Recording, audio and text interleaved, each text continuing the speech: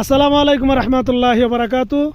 প্রাণপ্রিয় কলিজার ভাইয়েরা, আমার ইউটিউব চ্যানেলে অনেক কিছু দেখতে পারবেন। এই দেখেন খেজুর গাছটা কত ছোটো, অথচ খেজুর ধরছে কীরকম দেখেন। এখানে খেজুর সিরা ফালাই দেওয়া হয়, কারণ সিরা ফালাই দিলে খেজুরগুলো বড় হয়।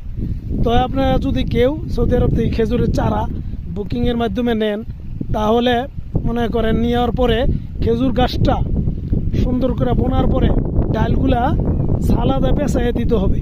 আমার কথাগুলো শুনলে গুরুত্বপূর্ণ, যারা কৃষি কাজ করেন তাদের জন্য খুবই প্রয়োজন।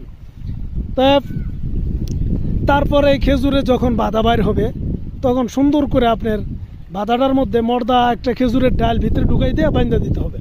1 সপ্তাহ বা 7 দিন বাঁধা রাখার পরে ছেড়ে দিতে হবে।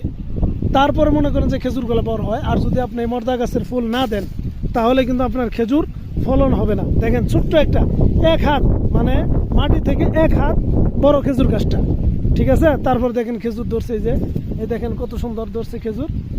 মাত্র আর 1 মাস আছে খেজুরগুলো লাগবে, ঠিক আছে। ওকে, ভালো থাকবেন সবাই।